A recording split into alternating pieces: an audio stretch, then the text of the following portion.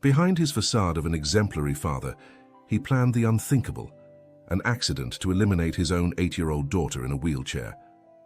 What this powerful businessman never imagined was that his family imperfection possessed inexplicable gifts. When the brakes failed that afternoon, it wasn't just a crime that was revealed, but the beginning of a transformation that would prove that the greatest disability was never in the little girl's wheelchair. If stories that change lives are what you're looking for, subscribe to the channel now and hit the bell to not miss any narrative that can transform the way you see the world. The metallic sound of the wheelchair echoed through the Italian marble corridors of the Sterling mansion. Lily, with her 8 years and blue eyes that seemed to capture all the light in the environment, skillfully navigated the wide spaces that her father had designed to impress guests, not to accommodate his only daughter. Thomas Sterling watched from the main staircase, his face contorted in an expression that mixed disgust with something darker. The man who commanded a construction empire, who bent politicians with a phone call and made fortunes change hands with his signature, could not accept what he considered his greatest failure, an imperfect daughter. "Take her to her room," he ordered the housekeeper without even looking at Lily. "The Chinese investors arrive in 2 hours." The girl, accustomed to her father's coldness, simply lowered her eyes. But there was something different that Tuesday morning, a tension in the air that made even the servants whisper in corners. Lily noticed her mother, Eleanor, standing in the library doorway, her fingers trembling slightly as she held a cup of coffee.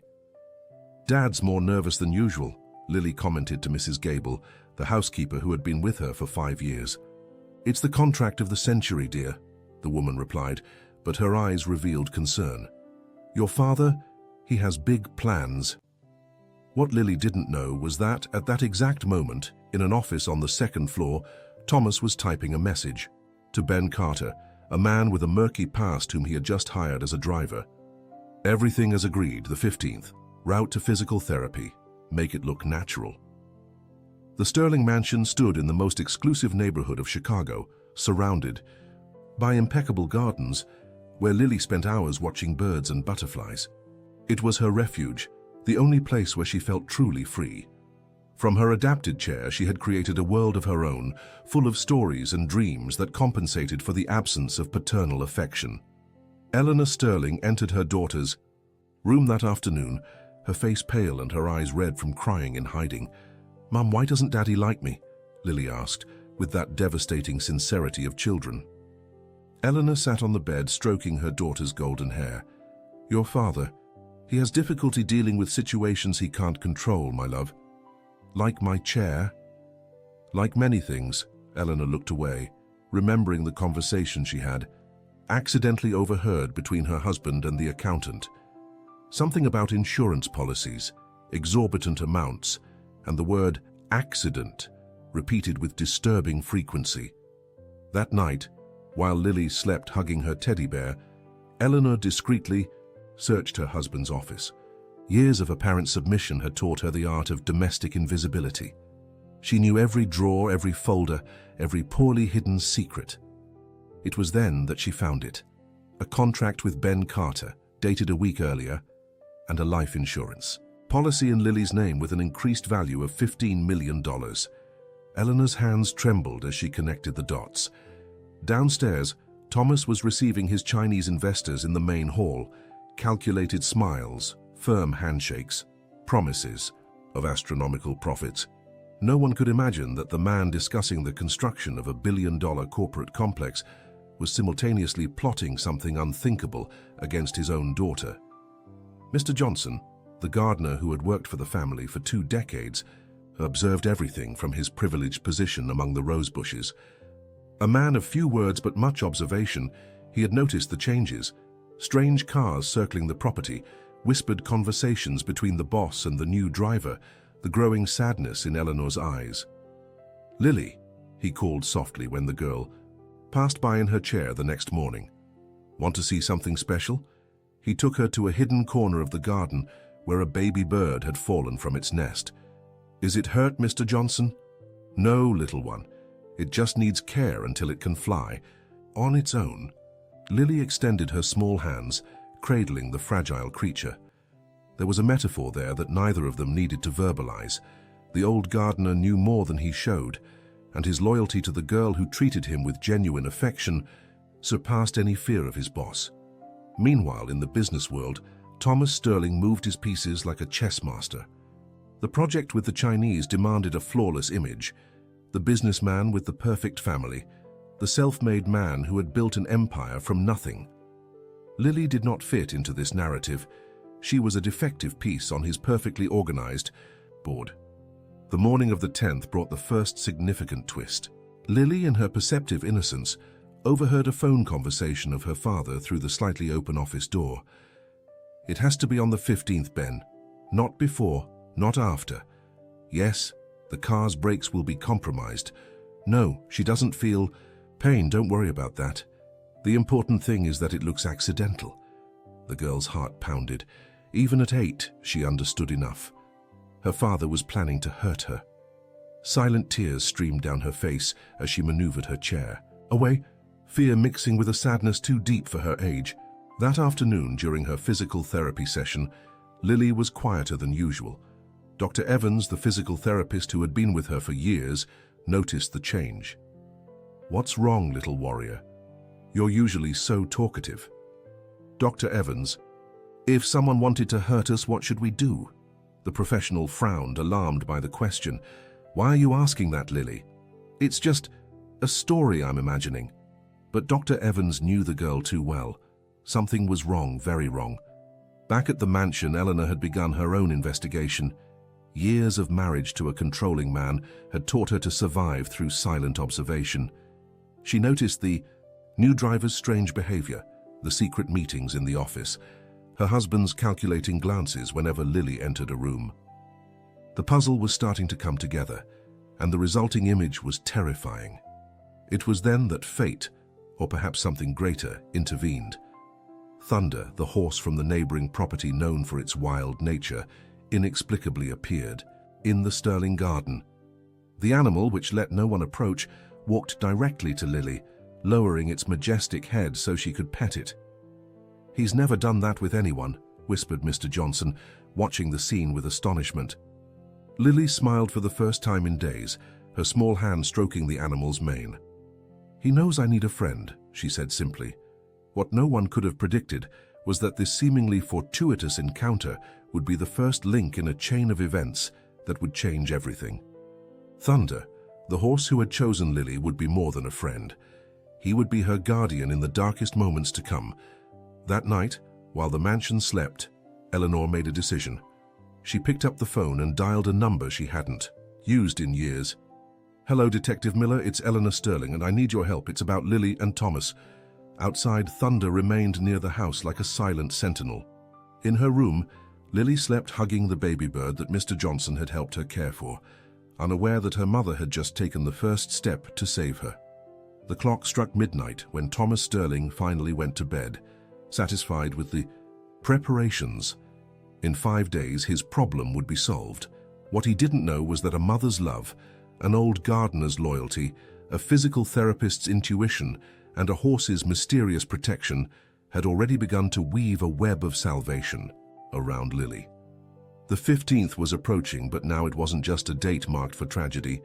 It was the moment when good and evil would meet in a battle for the life of a special girl, whose only flaw in her father's eyes was existing in a wheelchair.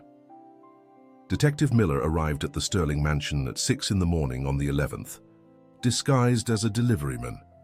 Eleanor received him in the kitchen, away from the watchful eyes of the security cameras that Thomas had installed throughout the property. "Do you have concrete proof, Eleanor?" asked the detective, a middle-aged man with eyes that had seen too much of human evil. "I have screenshots of messages, recordings." Eleanor handed him a flash drive with trembling hands. "And there's more." Lily heard Thomas talking about the car's brakes. Miller took a deep breath. He knew Thomas Sterling from other times.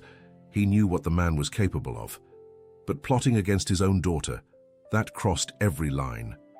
"I need more evidence to act, but I promise Lily will be protected. I'll put a team on discreet surveillance." Meanwhile, in the garden, Lily had found an unexpected ally. Father Michael, the chaplain at the hospital where she did physical therapy, had decided to visit her after Dr. Evans shared her concerns. "Lily, my little one," said the priest, sitting on a bench near her chair, "Dr. Evans told me you've been worried."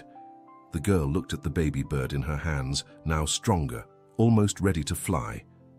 "Father, does God really protect children?" "Always, my child, especially the most special ones like you. Even when the people who should love us want to hurt us?" Father Michael felt a shiver run down his spine. The question was too specific to be hypothetical. "Lily, do you want to tell me something?" It was then that Thunder appeared again, trotting majestically towards them. The horse stopped beside the girl, like an ancient guardian. "He comes to visit me every day now," said Lily, changing the subject, but her eyes revealed more than her words. The priest understood. Sometimes children communicate their fears in indirect ways. He said a silent prayer and decided he would also take steps. In Thomas's office, Ben Carter was receiving final instructions. "Remember, it has to look like a mechanical failure. The investigation will be rigorous. There can be no suspicion. What about her mother? Won't she be in the car?" "Eleanor has an appointment at the salon. Lily will be with you alone as usual." Ben nodded, but something in his stomach twisted. He had done many questionable things in his life, but this... He looked at the photo of the smiling girl on the desk and looked away. That afternoon, Eleanor decided to confront her husband indirectly. "Thomas, I was thinking, Lily could skip physical therapy this week. She's been tired." Thomas's gaze was pure ice. "Impossible. The treatment needs continuity. Besides, I've already notified the clinic about the transportation. I can take her myself." "You have a salon appointment. It's been scheduled for weeks." Eleanor realized how meticulously planned everything was. Every detail, every move, every absence. Mr. Johnson, ever observant, noticed strange movements during the early morning of the 12th. Ben Carter had entered the garage around 3 in the morning, staying there for almost an hour. The next morning, the gardener did something he had never done in 20 years of service. He entered the garage without permission. What he saw confirmed his suspicions.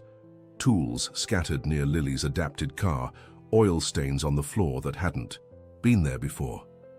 His heart sank.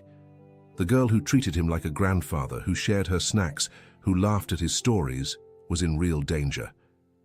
Without hesitation, Mr. Johnson made his own call. "Father Michael, it's Johnson, the Sterling." "Gardener, I need to confess something urgent, but it's not about me, it's about little Lily." The network of protection around Lily grew organically, woven by those who truly loved her. On the 13th, Dr. Evans decided to do something unusual. During the physical therapy session, she accidentally dropped her bag, scattering its contents, on the floor. As Lily helped her pick things up, the physical therapist whispered, "Lily, if anything happens, if you feel any danger, press this button." She discreetly placed a small device in the girl's hand. "It's an alarm that goes directly to my cell phone. Promise you'll use it if you need to." Lily nodded, putting the device away. She didn't fully understand what was happening, but she felt the circle of protection forming around her. That night, Eleanor had a disturbing dream. Her mother, who had passed away years ago, appeared as clearly as in life. "Protect your daughter, Eleanor. A mother's love is stronger than any evil. Trust the signs." Eleanor woke up startled, her heart racing. She looked at the clock. 3:33 in the morning. Outside, thunder neighed restlessly, as if sensing the approaching storm. The 14th dawned cloudy, heavy with omens. Lily noticed the tension in the air as soon as she went down for breakfast. Her father was colder than usual, barely responding to her "good morning." Her mother's eyes were red, as if she had cried all night. "Tomorrow you're going to physical therapy as usual," Thomas said, breaking the silence. "Ben will pick you up at 2 p.m. "Yes, Daddy," Lily replied, but inside every fiber of her being screamed danger.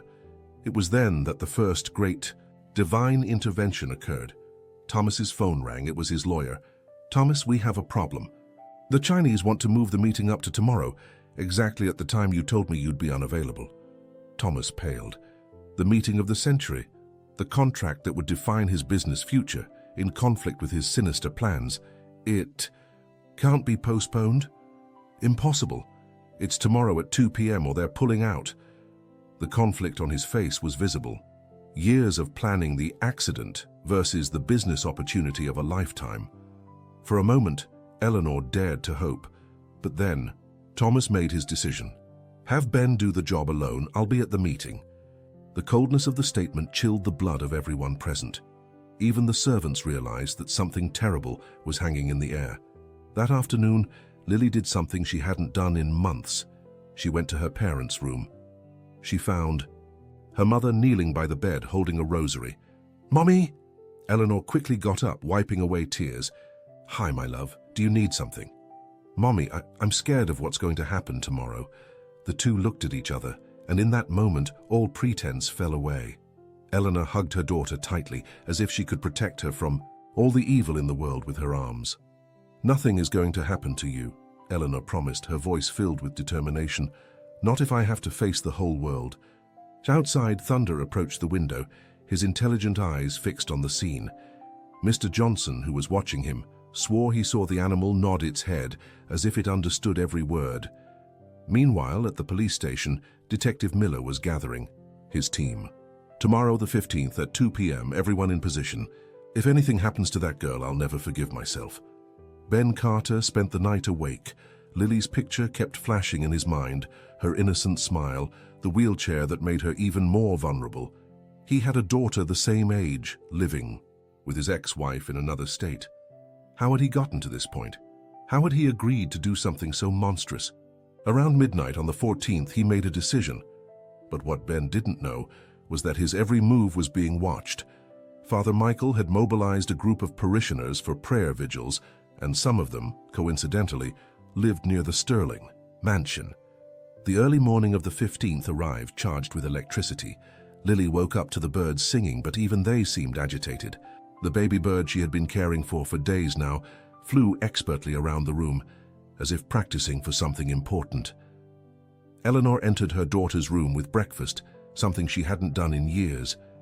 "Mommy, you're shaking." "It's just the cold, my love," Eleanor lied, but her hands betrayed her nervousness. "Mommy, if something happens to me, I want you to know I love you very much. And I don't blame Daddy. He just doesn't know how to love properly." Eleanor could no longer hold back the tears. She hugged her daughter as if the world were about to end.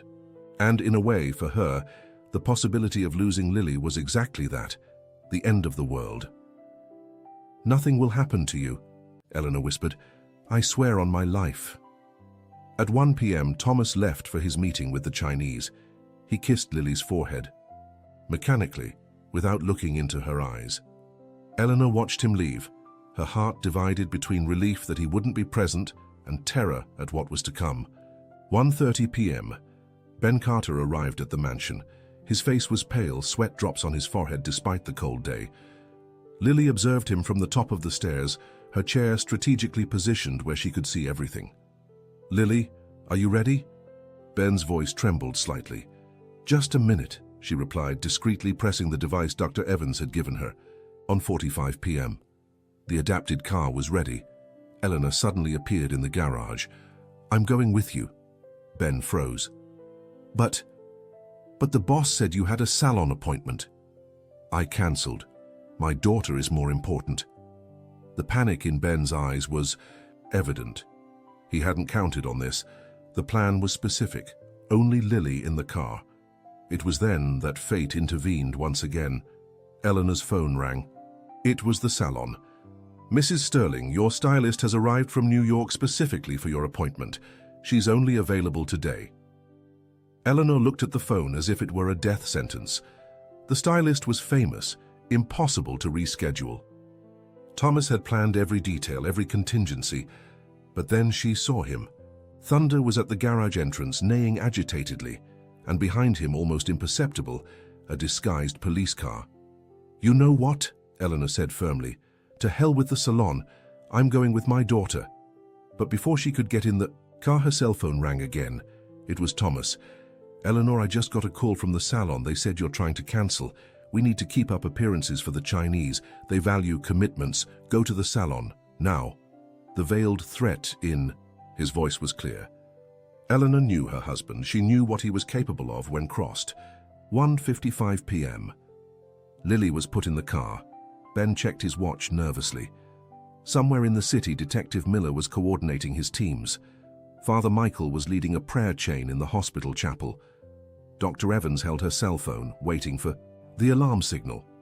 Mr. Johnson was positioned at the gate, ready for any eventuality. 2:00 p.m. The car started to move. Lily, in her special seat in the back, watched Ben through the rearview mirror. She saw him swallow hard, saw his hands tremble on the steering wheel, saw him look at the dashboard, where the problem with the brakes surely was. It was then that the unthinkable happened. Thunder, the horse everyone thought was confined to the neighboring pasture, appeared galloping down the street, positioning himself directly in front of the car. Ben braked sharply, and the brakes responded perfectly. "What the hell?" he murmured, confused. In that moment of distraction, Lily acted. With the agility that years in a wheelchair had given her arms, she opened the door and practically threw herself out, the chair tipping onto the sidewalk. "Lily!" shouted Ben, getting out of the car. But before he could reach her, police officers emerged from all sides. Thunder remained still, like a living barrier between Ben and Lily, his eyes fixed on the man as if he could see through his soul. "Ben Carter, you are under arrest for attempted murder," declared Detective Miller. Ben fell to his knees, tears streaming down his face. I couldn't. She's a child. I had fixed the brakes. I went back. I couldn't do it." The confession surprised everyone. Eleanor arrived running, having disobeyed her husband's orders when she saw the police activity. "Lily, my God, Lily!" Mother and daughter hugged on the sidewalk, tears mixing in relief and love. Thunder approached gently, his majestic presence offering silent comfort. Miles away, at his meeting with the Chinese, Thomas Sterling received a call that would change his life forever. "Mr. Sterling, Detective Miller, you are under arrest for conspiracy to commit attempted murder. I recommend you come to the station voluntarily." The meeting room on the top floor of the most luxurious corporate building in Chicago witnessed something unprecedented. Thomas Sterling, the man who never showed weakness, let his cell phone fall from his hands upon hearing Detective Miller's words.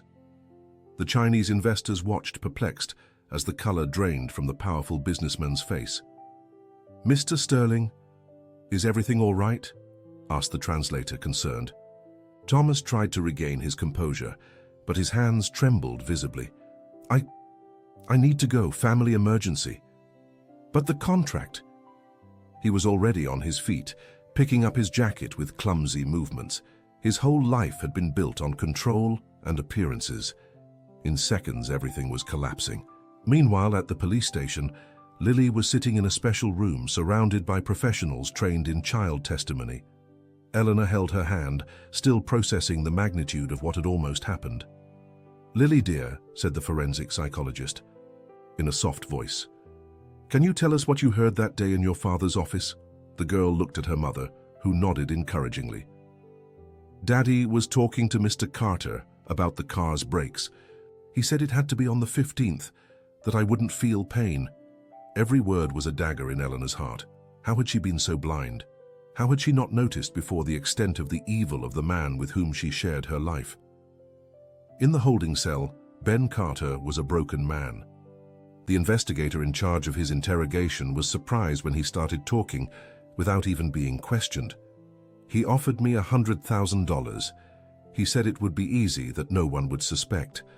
But when I saw her picture, my daughter is the same age, I couldn't do it. I went back to the garage in the early morning and fixed everything." "Why didn't you report it?" "You don't know Thomas Sterling. He has connections everywhere. I'd be a dead man before dawn." Detective Miller coordinated the operation with surgical precision. In a few hours, documents were seized, bank accounts tracked, and a disturbing pattern emerged. It wasn't the first time Thomas Sterling had considered eliminating human obstacles. Father Michael arrived at the police station accompanied by Mr. Johnson.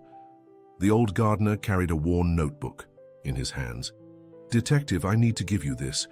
They are notes I've taken over the years, things I saw and heard at the Sterling house." The contents of the notebook were revealing. Dates, conversations, suspicious behaviors. Johnson had been a silent witness to years of arrogance and cruelty. "Why didn't you report it before?" asked Miller. "I was scared. But when it comes to little Lily," the gardener's voice broke, "she's like a granddaughter to me." At 6 p.m., Thomas Sterling entered the police station, accompanied by a team of very expensive lawyers. His face had regained its mask of arrogance, but his eyes betrayed fear. "This is absurd," he declared as soon as he saw the detective. "I'll sue all of you for defamation." Miller was unfazed. "Mr. Sterling, we have recordings, documents, witnesses. Your attempted murder of your daughter is well documented." "My daughter?" Thomas forced a laugh. "I would never hurt Lily. This is all a misunderstanding." It was then that they brought in Ben Carter's video testimony. Upon seeing his henchman confessing all the details of the plan, Thomas finally lost his composure. "That worm is lying. He acted alone. We also have your messages, Mr. Sterling, and the bank transfers, and the suspicious increase in Lily's life insurance." The net was closing. The lawyers whispered among themselves, clearly concerned about the evidence presented. Meanwhile, at the hospital, Lily was undergoing complete medical exams. Dr. Evans didn't leave her side. "You were very brave," said the physical therapist, stroking the girl's hair. "Dr. Evans, why did Daddy want to hurt me? Is it because I can't walk?" The question broke the hearts of everyone present. How to explain to a child that her own father considered her a burden because of her disability? "It's not your fault, dear. It never was. Some people have difficulty accepting what is different. But that's their problem, not yours." Eleanor, who was listening to the conversation, decided it was time for an important revelation. "Lily, there's something you need to know. When you were born, the doctors said you were perfect in every way. Your condition only manifested at 3 years old after a rare illness. So Daddy loved me one day?" "Your father," Eleanor chose her words carefully, "he loved the idea of a perfect daughter. When you got sick, he didn't know how to handle the reality." Lily was silent, for long moments processing the information. So the problem was always his, not mine. The maturity of that conclusion surprised everyone. An 8-year-old girl understood what many adults took a lifetime to realize. The next day, the press got hold of the story. The headlines were devastating. "Businessman plans death of his own disabled daughter. The monster of construction. Father tries to kill daughter in wheelchair." Thomas Sterling's empire collapsed in a matter of hours. The Chinese cancelled any negotiations. Clients terminated contracts. Partners distanced themselves as if he had a contagious disease. At the mansion, now surrounded by journalists, Eleanor was making difficult decisions. She called the staff for a meeting. "I know everyone is scared by the events. I want you to know that your jobs are guaranteed. This house will now be a real home, not a stage for appearances." Mrs. Gable, the housekeeper, couldn't hold back. Her tears. "Mrs. Sterling, we all knew something was wrong. We should have done something sooner." "You did," replied Eleanor. "Each of you protected Lily in your own way. Mr. Johnson with his vigilance, you with your affection. Everyone contributed to her getting here." Thunder, the savior horse, became a sensation. The animal's owner, Mr. Davis, appeared at the mansion. On the 3rd day after the incident, "I came to pick up Thunder, but it seems he has other plans." Indeed, the horse refused to leave the vicinity of the house. Every morning he appeared in the garden as if checking that Lily was well. "Kai's never been like this with anyone," marveled Mr. Davis. "It's like he has a mission." Lily, in her chair, approached the animal. Thunder lowered his head, allowing her to pet him. "He chose me," she said simply, "just like I chose not to. Be afraid." It was decided that Thunder would remain on the property. A stable was quickly built, and Lily spent hours with her equine protector. Thomas's trial was scheduled for 6 months later. During this period, profound changes occurred in everyone's lives. Eleanor discovered she had a talent for administration and took over the family business, transforming the construction company into a foundation focused on accessibility. Lily blossomed without her father's oppressive shadow. Her wheelchair was adorned with colorful stickers. Her laughter echoed through the previously silent corridors. She began writing a diary, processing her feelings through words. One day, She found an old letter in a drawer. It was from Thomas to Eleanor, written when Lily was just 1 year old. My daughter will be the most brilliant, the most beautiful, the most perfect. She will carry the Sterling name with pride. She will be my greatest achievement. Lily reread it several times. There was love there, distorted and conditional, but still a sick form of love. She kept the letter, understanding that her father was a prisoner of his own mental limitations. Ben Carter's testimony was crucial. In court, he revealed details that shocked even the most experienced investigators. He had a notebook. He called it Project Perfection. There were detailed plans, schedules, methods, as if it were a construction project, not a human life. The prosecution presented evidence that Thomas had extensively researched perfect accidents, consulted statistics on child mortality in car accidents, calculated insurance indemnities. The defense tried to plead temporary insanity, but the psychiatrists were unanimous. Thomas was perfectly sane, just devoid of empathy when it came to anything that tarnished his image of perfection. During the trial, Lily insisted on testifying. Eleanor was reluctant, but the girl was firm. I need to do this, Mommy, for myself and for all the children who are rejected for being different. On the day of her testimony, the courtroom was packed. Lily entered in her wheelchair decorated with colorful ribbons, her face serene. When asked about her feelings towards her father, her response moved everyone. I forgive my father, not for what he did because that was wrong, but I forgive because carrying hate is too heavy and my chair already weighs enough. I hope one day he learns that love isn't about perfection, it's about acceptance. Thomas, for the first time in the whole process, lowered his head and cried. Thomas Sterling's sentence was handed down on a cold August morning. 15 years in prison for aggravated attempted murder. When the judge's gavel fell, a heavy silence filled the room. Lily watched from her chair, her hands intertwined with her mother's. Before I close, said the judge, a white-haired man with eyes that had seen decades of human evil, I want to state that in 30 years on the bench, I have never seen a case that touched me so deeply. A child who forgives the unforgivable, who finds light where there was only darkness. Thomas was led away in handcuffs, but before leaving, his eyes met Lily's. For a brief instant, father and daughter looked at each other, and something passed between them. Not reconciliation, not yet, but perhaps the first glimpse of understanding. Life at the Sterling mansion took a new direction. Eleanor, discovering administrative talents she never knew she possessed, transformed the construction company into something revolutionary, the first construction company in the country specializing in fully accessible projects. Every building, every house we build, she announced at a press conference, will be designed for people like my daughter. Ramps will not be later adaptations, they will be part of the original design. Lily became the face of the company, not as a marketing tool, but as a junior consultant. Her unique perspective on accessibility brought innovations that renowned architects had not considered. 6 months after the trial, a letter arrived at the mansion, the sender Federal Supermax Prison. Eleanor hesitated before opening it, but Lily insisted, "It's from Daddy, I want to know what he has to say." The letter was long, written with a trembling hand that didn't seem to belong to the confident man Thomas had been. "Lily, I don't know how to begin this letter. I spent months looking at the blank paper, trying to find words that could express the inexplicable. You were right in court. Love is not about perfection.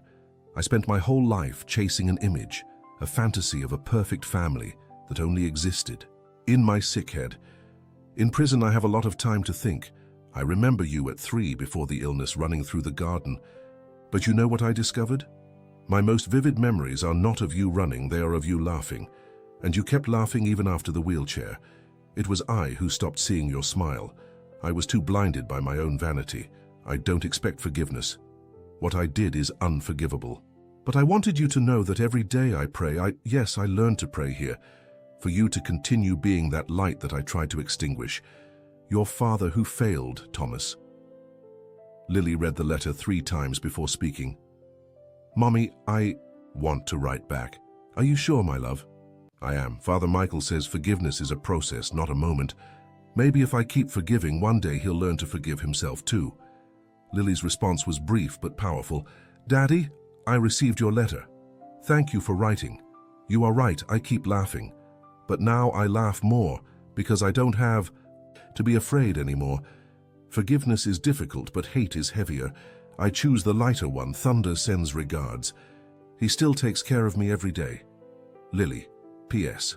Mommy transformed your company. Now we build houses where all people can enter, no matter if they use wheelchairs or not.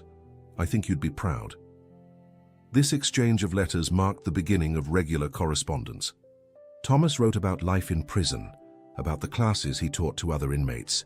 His expertise in construction was valued, about the slow but constant changes in his way of seeing the world. Meanwhile, Lily grew not only in age, but in purpose. At 10, she was already lecturing in schools about inclusion. Her wheelchair, once a source of shame for her father, became her mobile pulpit. "People always look at my chair first," she would say to attentive audiences. "But I want them to look at my eyes. That's where the real person is." Thunder remained her constant companion. The horse had developed an impressive ability. He could detect when Lily was sad or anxious, approaching gently in those moments. Dr. Evans, who continued to follow Lily, made an innovative proposal. "How about we start equine therapy? With Thunder, of course, it could help many children." The idea blossomed. The mansion's garden was adapted, and soon other children with disabilities began to visit. Thunder proved surprisingly gentle with all of them, but his bond with Lily remained unique. 3 years passed. Lily, now 11, had become a small celebrity, not for the attempted murder she had suffered, but for her tireless work for inclusion. She had written a children's book, The Girl Who Flew Sitting Down, about her imaginary adventures in her wheelchair. It was then that the news arrived that would change everything again. Ben Carter, who had served a reduced sentence for his cooperation, contacted Eleanor. "Mrs. Sterling, I need to talk to you. It's about Thomas." The meeting was tense. Ben was unrecognizable, thinner, gray-haired, eyes that carried the weight of guilt. "He's changed," said Ben. "It's not an act, it's not a strategy. In prison, he created a project. He wants my help to execute it when he gets out." "What kind of project?" asked Eleanor, suspicious. "A rehabilitation center for parents who reject children with disabilities. He says he wants to prevent others from making the same mistake." Lily listened in silence, processing the information. "He talks about you a lot," continued Ben, looking at Lily. "He has your picture in his cell, the one with the colorful wheelchair. He says it's to remind him every day of the monster he was." The change in Thomas was not just superficial. Letters from other inmates began to arrive, telling how he had started a support group, how he helped illiterate inmates write to their families, how he used his knowledge to teach trades. Father Michael, who had become the family's spiritual advisor, paid a pastoral visit to the prison. He returned impressed. "The man I found is not the same one who tried to kill his daughter. The transformation is real, profound, but the path to redemption is long." Lily made a decision that surprised everyone. "I want to visit him." Eleanor protested, worried, but Lily was firm. "Mommy, I spent 3 years forgiving someone I never saw repentant. Now I want to see if the repentance is real." The visit was scheduled for a rainy Saturday. Lily entered the prison visiting room in her wheelchair, now motorized and full of stickers of her favorite characters. Eleanor accompanied her, tense. When Thomas appeared on the other side of the glass, the shock was mutual. He had aged 10 years in 3. White hair, deep wrinkles, but most importantly, different eyes, eyes that finally saw. "Lily," his voice broke. "Hi, Daddy." For long moments, they just looked at each other. It was Thomas who broke the silence. "Your chair is beautiful, colorful, alive like you. Thank you, I decorated it myself. I know, I keep all the pictures your mother sends." The conversation flowed cautiously. Thomas talked about his projects, about the classes he taught, about how he had learned to work with his hands, he who had never held a tool. "You know what I discovered," he said. "Building with your own hands is different from ordering construction. When you sweat, when you feel the texture of the material, you value it differently." "Like I value every movement," Lily replied, "because I know the effort it takes." Thomas nodded, tears flowing freely. "Lily, I will never forgive myself for what I did, but I want you to know that every day here I try to be better for you. Daddy, Lily put her hand on the glass. Forgiving isn't forgetting. It's choosing not to carry the weight. I've let go of mine. Now you need to learn to let go of yours. 5 years had passed since that fateful day. Lily, now 13, had become an extraordinary young woman. Her wheelchair was her signature, always decorated with new themes, reflecting her constantly evolving interests. That semester, it was all in shades of blue and silver, with LEDs that flashed when she moved. The Sterling Foundation for Universal Accessibility was now a national benchmark. Eleanor had expanded the business beyond construction. They developed assistive technologies, offered scholarships for young people with disabilities, and maintained 3 free rehabilitation centers. "Mum, I got an interesting invitation today," said Lily during breakfast on a sunny Tuesday. "What is it about, dear?" "The Department of Education wants me to be part of a commission to reformulate inclusion guidelines in public schools." Eleanor smiled proud. Her daughter at 13 was already an informal consultant for several institutions. "And do you want to accept?" "I do." "But there's a detail." Lily hesitated. "They also invited Daddy." The silence that followed was heavy. Thomas had been released 6 months earlier, after serving 5 years of his sentence, a reduction for good behavior and the social projects he had developed in prison. "What do you think about that?" Eleanor asked carefully. "I think it would be important. His project for parents in denial is saving families, maybe working together on something bigger." Eleanor held her daughter's hand. The years had taught her to trust Lily's extraordinary judgment. "If that's what you want, you have my support." Thunder, now an elderly horse, watched from the garden. He had become a living legend, the horse who saved Lily. Children from all over the city came to see him, and he received each one with the same gentleness he had shown Lily years before. The first commission meeting was scheduled for the following month in Washington, D.C. Lily prepared meticulously, studying statistics, international cases, legislation. She would be the youngest person to participate in a ministerial commission. When the day arrived, Lily entered the meeting room and saw her father for the first time outside of the prison environment. Thomas was sitting discreetly in a corner, dressed simply, very different from the expensive suits he used to wear. Their eyes met. He nodded slightly, respecting her space. Lily returned the nod and positioned her chair at the main table. The meeting began. Secretaries, educators, specialists debated complex policies. When it was Lily's turn to speak, the room fell silent. "Ladies and gentlemen, thank you for the invitation. But before I talk about policies, I want to tell a story. The story of a girl who was rejected by her own father for using a wheelchair. A girl who almost lost her life because someone decided she didn't fit into the image of perfection. She paused, her eyes meeting Thomas's, who had lowered his head. That girl is me, and the father who tried to eliminate me is in this room. But also here is the man who spent 5 years rebuilding himself, who today dedicates his life to preventing other parents from making the same mistake." The revelation caused a stir. Many did not know the full story. Why am I telling you this? Because inclusion is not about ramps and elevators, although that is important. Inclusion is about changing hearts and minds. It's about understanding that the true disability is not in the body, but in prejudice. Lily continued for 30 minutes, presenting concrete proposals based on her experience and research. When she finished, the silence was followed by spontaneous applause. At the end of the meeting, Thomas approached hesitantly. "Lily, your presentation was extraordinary. Thank you, Daddy. Can I propose something? How about we unite our projects? My Center for Parents and your school inclusion initiatives could work together." Lily considered for a moment, with one condition: total transparency. Our story needs to be told, however painful it is. People need to know that change is possible. Thomas agreed immediately. The joint project was launched 3 months later, National Program for Family and School Inclusion. It combined Thomas's work with parents in the process of acceptance with Lily's educational initiatives. The launch was emotional.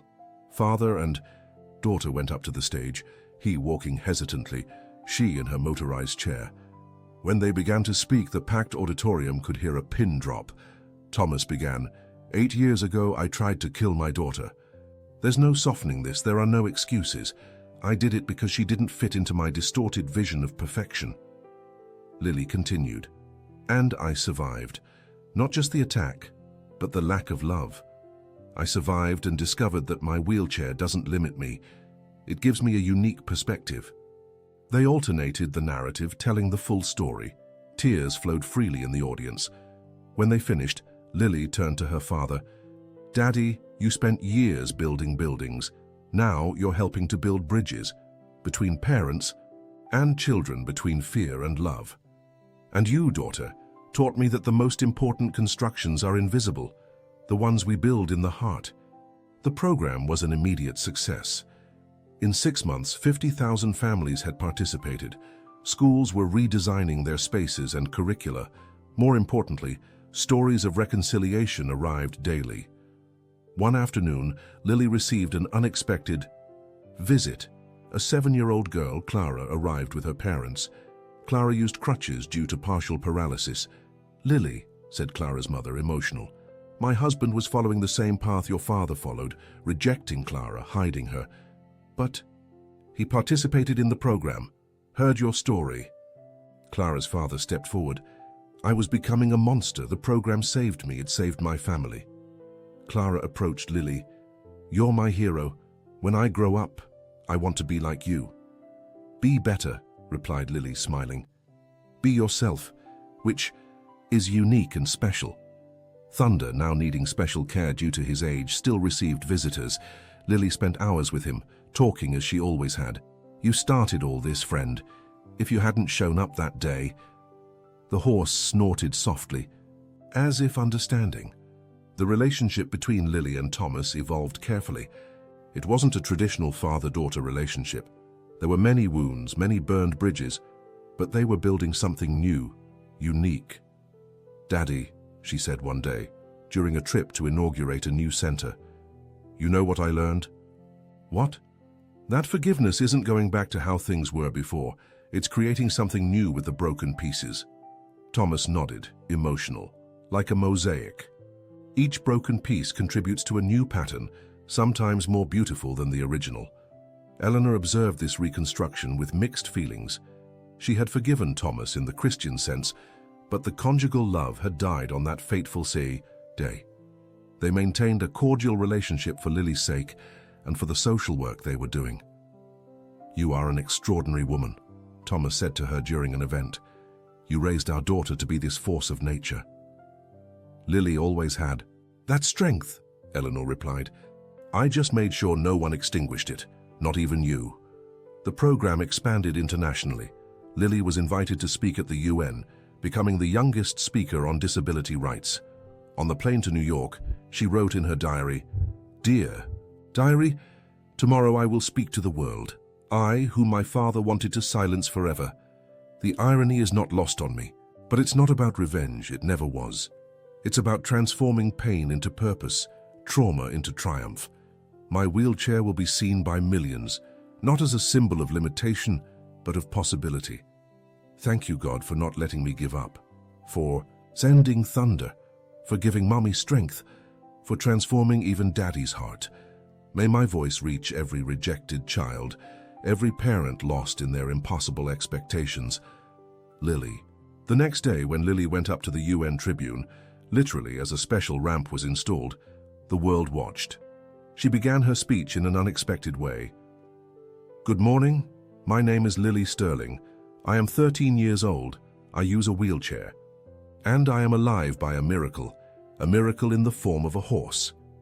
She told her story once again, but now to a global audience. She spoke about inclusion, about the need to change not just physical, but mental structures. Every child rejected for being different is a potential Einstein, a Beethoven, a Stephen Hawking being wasted.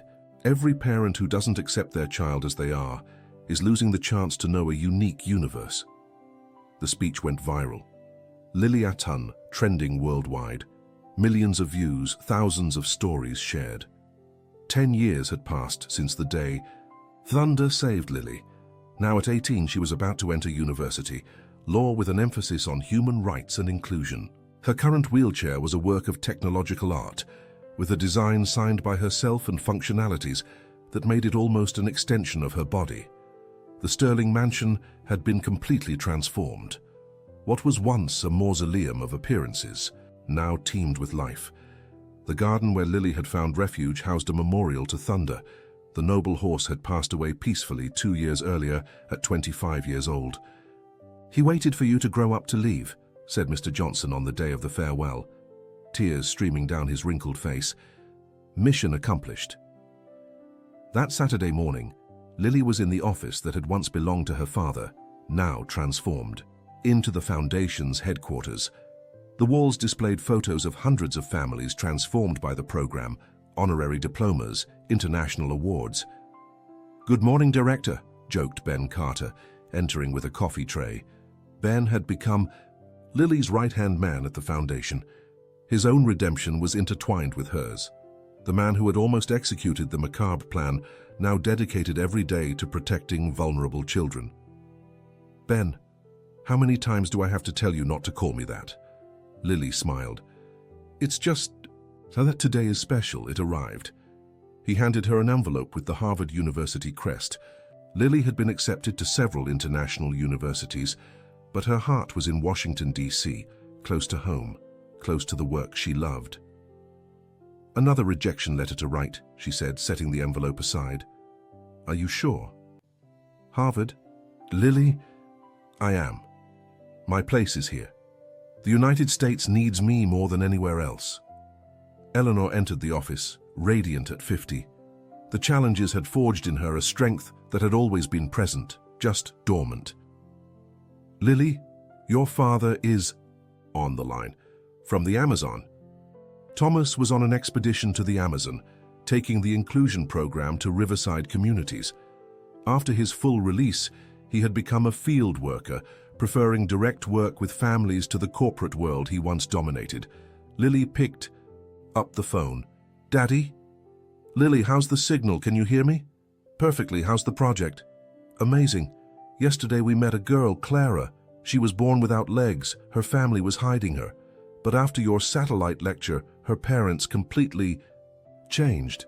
She swam in the river for the first time today." Lily smiled, imagining the scene. "Daddy, I have news. I was accepted to Harvard." "That's wonderful. Are you going?" "No, I'm staying in the U.S., studying here, working here." There was silence on the line. Then Thomas spoke, emotional. "You are even more extraordinary than I imagined. The United States is lucky to have you." "Daddy, thank you for everything, for what you've become." "I'm the one who's grateful, daughter.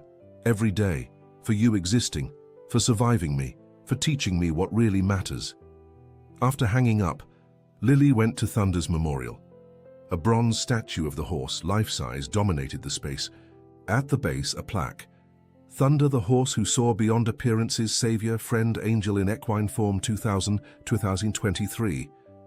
"I miss you, friend," whispered Lily, touching the cold bronze. A surprise awaited her. A young horse, black like Thunder, approached the memorial. It was Hope, son of Thunder, with a mare from the neighboring farm. "He's been coming here every day," said John, who now managed the stable. John had grown up with Lily. The street boy, saved by her kindness, was now a certified veterinarian. Hope lowered his head, allowing Lily to pet him. The resemblance to Thunder was striking, not just physical, but in his gentle temperament and instant connection with Lily. Lily's high school graduation party was an event that mobilized the city. Not for the ostentation, Lily had insisted on simplicity, but for the meaning. The girl who should have died at 8 was celebrating achievements that defied all odds. The hall was decorated with photos of her journey. Lily as a child.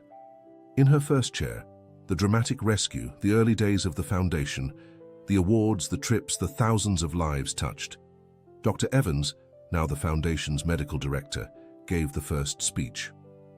"I met Lily when she was 5, a child who transformed physical limitation into spiritual strength, who taught adults about courage, who forgave the unforgivable."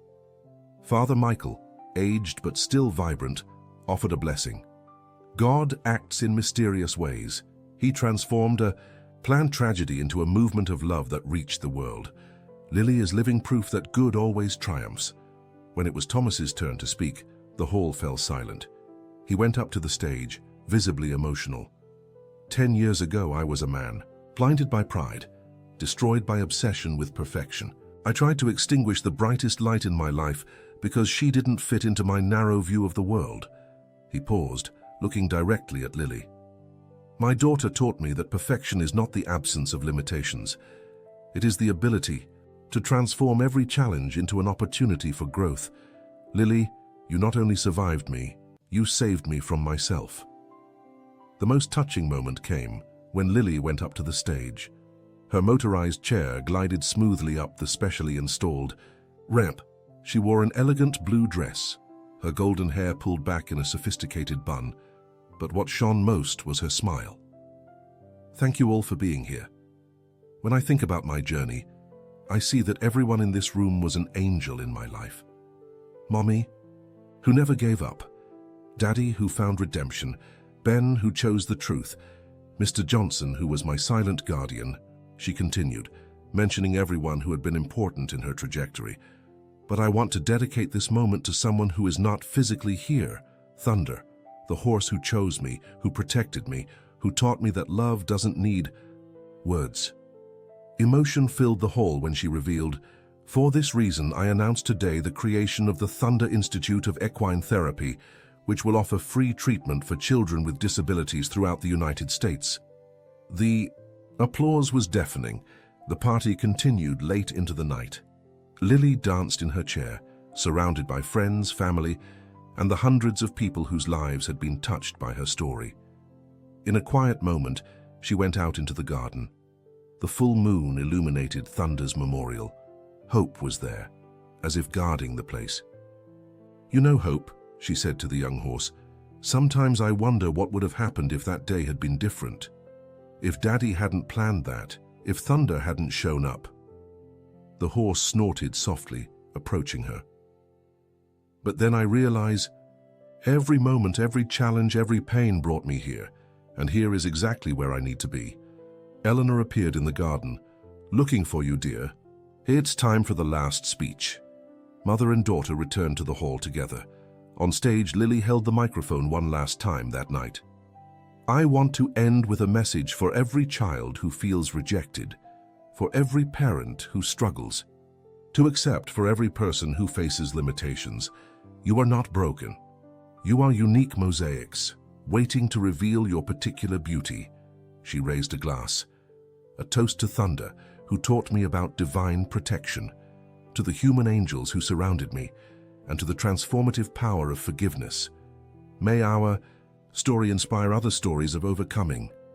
As everyone toasted, a blue butterfly entered the hall, flying in circles around Lily before landing gently on her hand. Look, Mommy, whispered Lily, a message from Thunder. In that moment, with her family united, her purpose